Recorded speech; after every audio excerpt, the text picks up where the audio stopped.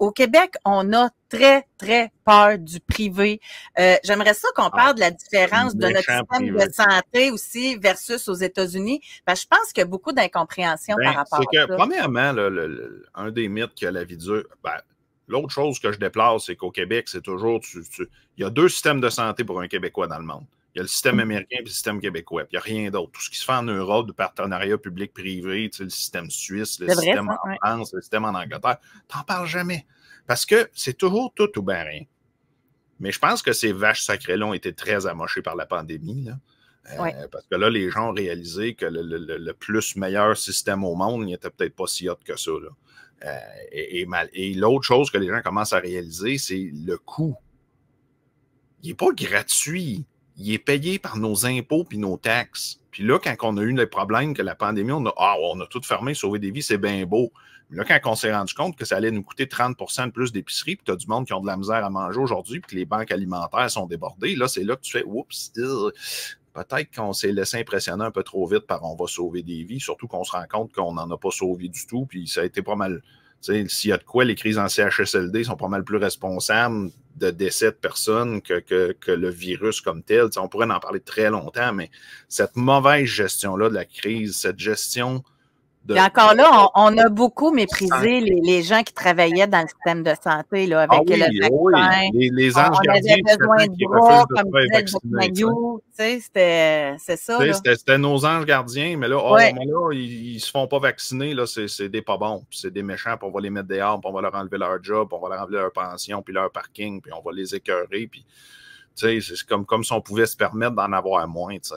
Parce que oui, ils étaient débordés les urgences, mais ils sont toujours débordés les urgences au Québec. T'sais. À un moment donné, là, ça fait 30 ans que ça dure. Là. Vous ne pensez pas qu'il y a un problème un peu plus important que le juste la pandémie? C'est pas une question d'argent. C'est quoi? C'est 1 milliard par semaine? On en met tout le temps plus, puis plus, puis plus. Mais l'argent s'arrête d'un bureau en haut, puis elle ne se rend jamais en bas.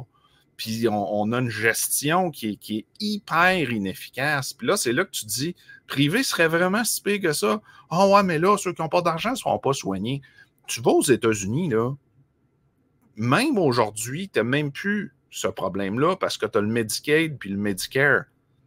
Sauf que la différence, c'est que quand tu as une job, tu as une cotisation sur ta paye, comme une cotisation syndicale, comme nous autres, le régime parental, qui s'en va là, puis qui est payé en bonne partie par ton employeur pour que tu aies une assurance privée. Ouais. Fait que c'est pas une affaire, là. Les histoires d'horreur, puis oui, il y en a, puis c'est normal, des systèmes parfaits, il n'y en a pas. Parce que je m'excuse, mais des gens qui meurent, il y en a ici aussi, là. Puis ils meurent en attendant leur chirurgie. C'est pas mieux que celui qui fait comme moi, je l'ai pas, j'ai pas l'assurance pour. Je tombe dans le 1% de ceux qui tombent dans le crack d'assurance, puis que là, ça me met dans la rue, puis sais-tu quoi? Bien souvent, ils vont faire des GoFundMe, puis ils vont s'organiser. Il y en a combien qui, au Québec, sont en attente de chirurgie, là? Comment t'en as vu des GoFundMe de mon enfant pas couvert par l'assurance maladie du Québec, puis il y a une maladie super rare, puis il y a GoFundMe pour venir m'aider à payer ses soins. Fait que tu sais, c'est arrêter de paniquer et de mettre des œillères de peur. Mais on n'est pas encore en disant, si tu ne peux pas me le payer, tu n'y as pas droit, toi non plus. On est-tu là-dedans encore? Beaucoup. Pour le privé, là, c'est bien, elle a de l'argent, passe en avant de tout le monde. Le pire, c'est le bon vieux mythe de ça avantage les pauvres, mais c'est pas vrai, parce que ceux qui en profitent le plus, c'est ceux qui n'en ont pas besoin. Comme les prêts et bourses. T'en connais comment, toi, de ma génération, que leurs prêts et bourses, là, les parents, il y avait moyen, mais ils s'adonnaient à être juste sur le bord. Puis là, les prêts et bourses, ils ont été mis dans des placements pendant que les parents payaient l'école. Puis quand ils sont sortis de l'école, il y avait un beau petit pactole qui les attendait. Y en avait-tu vraiment besoin? Tu sais, il y en a des bourses au mérite aux États-Unis, puis il y en a des choses pour aider les gens, puis des choses, des avocats qui font du pro bono, puis ça n'arrête pas d'exister, puis le monde ne devient pas du jour au lendemain des égoïstes de A à Z, puis de « on va te laisser crever dans la rue ». Non. Tu sais, c'est... Encore là, va aux États-Unis, puis parle aux gens qui sont là, mais je te dirais... Tu sais, j'ai participé au nouveau podcast de Denis Lévesque parce que lui aussi, il a fait comme... Il a tiré la plug du média traditionnel, puis il s'est rendu sur YouTube. Puis j'écoutais justement l'entrevue qu'il a faite avec Régent Tremblay, qui est tombé gravement malade pendant qu'il était à Riyad, puis après, pendant qu'il est retourné en Floride. Ouais. Puis que lui, il a eu le choc existentiel de se faire soigner ailleurs, expérience que tout Québécois devrait faire. Puis là, c'est là que tu dis, puis premièrement, du privé, il commence à en avoir au Québec de plus en plus, puis tous ceux qui l'ont essayé m'ont tous dit la même affaire. Ils m'ont tous dit, ouais, sais-tu, c'est pas si cher que ça.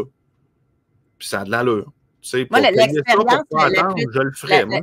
L'expérience la plus incroyable que j'ai eue, moi, à un moment donné, je suis partie 1 an, j'avais pris une sabbatique, on était en bateau, en tout cas. Puis tout ça pour dire que j'arrive dans le bateau, la trappe, là, dans un bateau où on mettait, exemple, toutes nos bouteilles d'eau, etc. Ouais. Elle s'est retombée directement sur mon gros orteil qui a été tranché, OK? Ouch. Fait que, et là, j'arrive à l'hôpital, rencontre avec le médecin, remplis mes papiers pour appeler mes assurances, radiographie, point de suture. Je te le jure, en 1 heure, je t'ai revenu chez nous. Ouais. Puis probablement capoté, qu'une semaine après, le médecin t'a rappelé pour faire un suivi. Oui. Oui, c'est capoté, là. C'est passé, t'es dans la machine chez Click, puis next, tu sais. Puis j'essaie pas de shamer les médecins ou quoi que ce soit. Je te dis juste, notre système est fait pour encourager ça. Oui. Et c'est là le problème de. Puis là, je vais te poser l'autre question qui tue, José, puis sens-toi bien à l'aise, parce que je l'ai posé à bien du monde, mais je comprends qu'en ondes, c'est pas si évident, mais depuis que tu es là-bas en Floride, je veux dire, tu es certainement plus pauvre que tu l'étais quand tu étais au Québec parce que tu payes tout. Hein? Non, ça n'a pas eu d'influence. Il y a de quoi, tu es probablement peut-être même un petit peu plus riche. Ça, c'est l'autre problème, c'est que les Québécois actuellement qui s'en vont, puis il y en a beaucoup, c'est pas les plus pauvres. C'est ceux qui payent pour les autres. Fait qu'à un moment donné, là, à vouloir écœurer les gens et les forcer à faire des choses qu'ils font pas, mais les gens, ils se tannent puis ils s'en vont. Là. Puis c'est pour ça que je te dis, même moi, j'ai pensé à partir, pas pour moi, puis pas parce que je suis égoïste. Parce que dire, j'aimerais ça que mes enfants aient une éducation qui a de l'allure. J'aimerais ça que mes enfants soient capables de se faire soigner. Puis que moi, quand je vais être rendu à 75, là, ça ne me tente pas de souffrir le martyre sur une civière d'un corridor avec du moisi puis des rats. C'est pas une question. Anne, juste avant de parler avec Mike, tu sais, je suis ici, mais je paye quand même tous mes impôts au Québec. Là. OK, fait que tu n'as pas complètement là, tiré la plug. Tu es vraiment juste snowbird. Je contribue autant, là. T'sais, mais je paye mes assurances ici en cas que j'ai l'hôpital, etc. Et là, ma question est encore plus appropriée, José. Oui, c'est pour ça. 4 fois plus pauvre, là. C'est ça, exact. Mais t'arrives pareil. Fait que le jour que tu décides de tirer à la plug puis d'être égoïste, puis de dire, regarde, je suis plus là au Québec, là, je t'attends plein en Floride, là. Tu sais, je veux dire, c'est quoi tu vas laisser à tes enfants après, là? Salut! Ouais. Allô, Mike? Parlant du système de santé, je ne sais pas si c'est vrai, mais j'ai entendu dire qu'aux États-Unis, tu vas dans un hôpital, puis mettons, ils mettent 30 000 sur une facture, OK? Mais tu ne payes pas le 30 000. La facture est envoyée à une compagnie d'assurance, puis mettons, la compagnie d'assurance dit OK, 30 000, je vais te donner 1 000 $. Après ça, l'hôpital se retourne de bord, puis ils disent j'ai chargé 30 000, puis il m'a donné juste 1 000. Fait que j'ai eu 29 000 $ de perte, puis ils déduisent ça des impôts pour ne pas payer de taxes. Ça, moi, là-dessus, je ne sais pas. OK. Écoute, c'est bien possible que des choses pas couvertes soient déductibles d'impôts. Moi, l'histoire que j'ai entendue, généralement, est plutôt l'inverse, de dire, exemple, il y en a, dans certains cas, pour certains soins, qui vont avoir une franchise, comme on appelle en assurance automobile, de dire, tu vas payer le premier 2 000 ou le premier 5 000, puis la compagnie d'assurance va payer le 25 000. Puis effectivement, si tu payes le 5 000, tu es à peu près certain que tu peux déduire l'impôt. Écoute, tes intérêts sur ton hypothèque sont déductibles d'impôt fédéral aux États-Unis. Ici, tu parles de ça au Canada, ça serait impensable. Non, c'est ça. Parce qu'au Québec, on a la mentalité, si tu sors une facture, il faut que tu payes tout le temps, mais Chris, c'est parce que si c'est privatisé, tu peux négocier, tu sais, aussi. Moi, là, je vais vous dire, là, c'est peut-être un exercice difficile, mais moi dire aux Québécois, là, prenez, là, regardez juste vos relevés de carte de crédit là, pour 1 an. Là. Faites le total. Enlevez 15 %. Ça, c'est juste TPS, TVQ. Là. On ne parle même pas des taxes sur le gaz et tout ça. Là. Ouais. Regardez comment ça vous coûte d'impôt à la fin de l'année. Puis là, tout le monde dit oh, moi, j'ai un retour d'impôt. Non! Tu n'as pas un retour d'impôt. Il t'en redonne un bout. Là, tu es content parce que tu es comme yeah, j'ai un chèque. Mais il y a le bout que tu as cotisé toute l'année que tu laisses à la table. Fais le total de ça. comment ça te coûte par année? Puis là, c'est là que vous allez voir, puis c'est simple, là. Ça coûte plus cher le système de santé ici qu'aux États, ou à peu près pareil. Puis les États-Unis ont un des systèmes les plus coûteux au monde, puis qui n'est pas nécessairement le meilleur. Puis n'importe qui est allé se faire soigner là-bas, puis qui s'est fait soigner ici, vont vous donner. Ça, là, les histoires que j'ai le plus entendues quand j'ai commencé le Parti 51, c'était du monde. Ouais.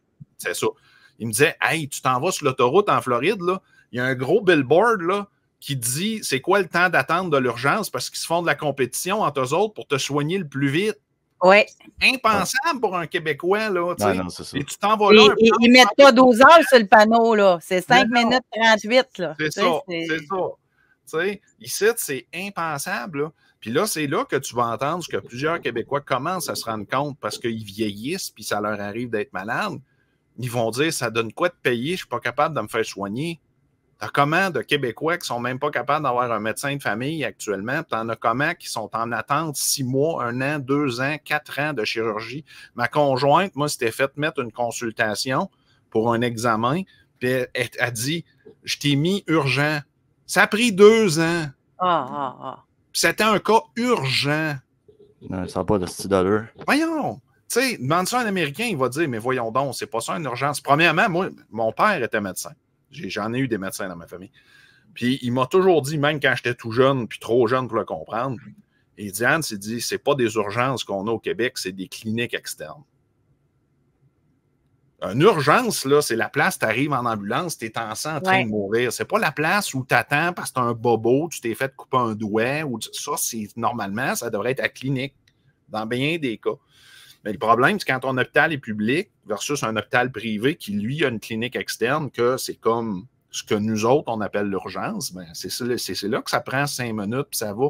Puis quand que tu payes, puis tu as de la compétition d'un hôpital à l'autre, ben oui, le médecin, il va t'appeler pour faire un suivi, pour s'assurer que tu es content, puis surtout s'assurer que tu as guéri, puis que tu ne reviendras pas. Parce que ça, c'est un autre coup au Québec qu'on ne se rend pas compte, c'est que quand tu n'as pas d'incitatif comme ça, puis tu n'as pas de suivi, ben si la personne a une complication, puis que si elle avait un suivi, elle ne l'avait pas eu, elle retourne à l'hôpital, puis elle te coûte 2 fois plus cher d'impôts, puis 2 fois plus cher de système, puis 2 fois plus d'infirmières qui ne sont pas capables de soigner autre chose ou faire autre chose. Tu sais, un autre secret là, de Polichinelle de la pandémie, là,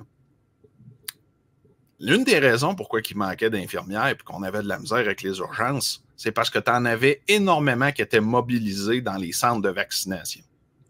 Oh que oui. Si ces infirmières-là, on n'avait pas tordu le monde au bras pour se faire vacciner à tout prix qu'on devait, puis de toute façon, le monde serait probablement fait vacciner pareil en bonne partie. Au Québec, le taux de vaccination était un des plus hauts au monde. Ces infirmières-là, tu les aurais mis à l'urgence, tu les aurais mis dans les hôpitaux. Puis ça, c'est l'autre affaire que mon père m'avait appris relativement jeune. Parce que moi, j'avais dit, ouais, mais papa, il y a eu un carambolage, il y a plein de monde, l'urgence est débordée, il manque d'infirmières. Puis pourquoi ceux du reste de l'hôpital, ils ne vont pas aider? Ah, ils ne peuvent pas, la convention collective ne leur donne pas le droit. Parce que ce n'est pas leur section. Ils ne peuvent pas aller faire de l'urgence, le syndicat va leur taper ses doigts. C'est des non-sens comme ça, c'est ça qui fait à un moment donné que peut-être bien qu'on aurait intérêt à arrêter de dire non, on va payer, puis c'est la vache, on paye déjà. Mais Anne, on ne l'a pas entendu souvent, ça, comme réflexion, puis tu l'amènes, puis je vois dans le chat, là, quelqu'un dit tellement, mais tu as tellement raison, tous ceux qui étaient mobilisés pour la vaccination, s'ils étaient restés dans l'urgence, s'ils étaient restés dans les hôpitaux, il me semble que le portière est différent. Mais le problème, c'est que dans les démocraties occidentales, puis particulièrement au Québec, c'est le paraître qui l'emporte. Regardez, il y a des centres de vaccination partout, ça va bien aller. On sécurise les peureux. Ça va bien aller. On construit l'avion en plein. Là, tu avais des gars comme moi qui disaient, vous êtes bien cave de tout fermer, c'est 0,1%. Il n'y a pas plus de monde qui meurt que ça que de la grippe. Oui, ça se répand plus vite, c'est un problème, mais mettez les ressources aux bonnes places, tu sais, puis de grâce, tuez pas l'économie, parce que vous allez rendre les gens qui étaient déjà malheureux puis dépressifs, plus malheureux, plus dépressifs, puis plus pauvres. Parce que ça, c'est l'autre problème, hein, tu sais. Le Québec est un des endroits où l'endettement familial est le plus élevé. Comment ça? Tout est payé. Si tout est si hot que ça, pourquoi? Puis ça, je reviens au carré rouge. Puis ça, c'est une affaire que l'exemple que je donne souvent, mais encore là, je trouve facile que les gens ne sont pas réveillés. Et merci, Mike. Je ne vais pas te retenir plus longtemps. Je voulais juste faire mettre un autre point, si ça ne dérange pas. Vas-y. Encore aux États-Unis, au Texas, les immigrants rentrent. Pour revenir à tantôt, là, ça rentre. Puis là, je vois aux nouvelles que le gouverneur Abbott envoie des autobus de migrants à New York, à LA. Puis là, eux autres, ils surveillent d'abord. Ah non, on n'en veut pas de vos immigrants. On bloque vos autobus. C'est ça. Facile d'être vertueux quand c'est pas ton problème. Ouais, c'est ça. En tout cas, merci. Et ça, on est fort là-dessus au Québec aussi. Merci, Hans. D'être des martyrs professionnels. Hein,